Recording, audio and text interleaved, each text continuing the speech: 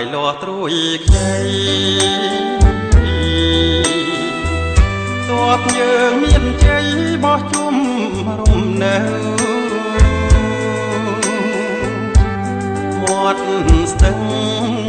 អារញ្ញហើយមាត់រដូវใจដន់ដំរើ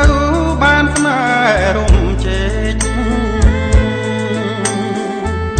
ផឹកទឹក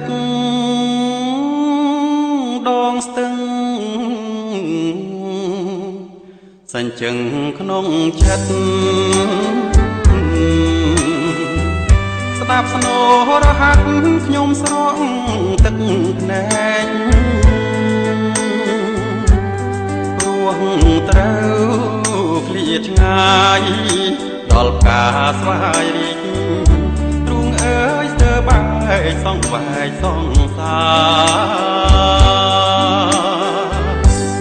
សូមព្រះវណ្ណស័ក្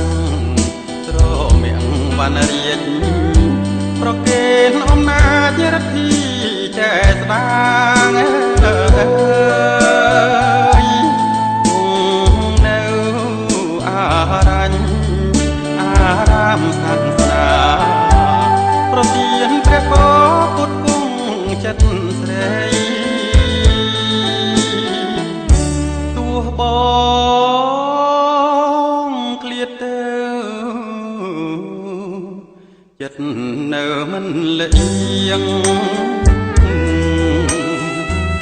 សូមឲ្យចិត្តនាងទៀងដូចសំដី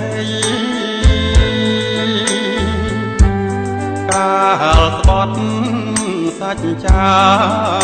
មុខស្ដាច់ដំរីខ្លាធោដងខ្ចីស្រីស្មោះនឹងប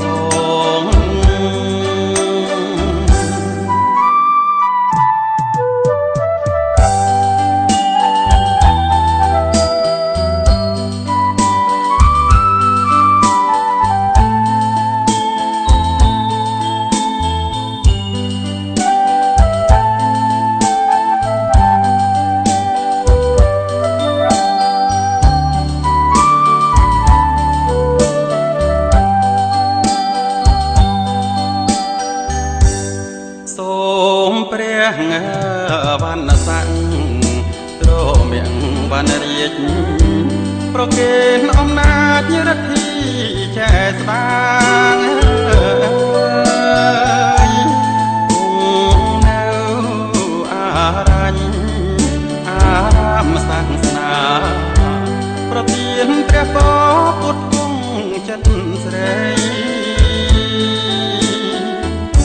ទោះបងឃ្លាតទៅចិត្តនៅមិនលៀងសូមឲ្យចិត្តនាងទៀងដូចសំដីកាលស្បត់សាច់ចាមុខស្ដាច់ដំរីខ្លាធោដងខ្ចី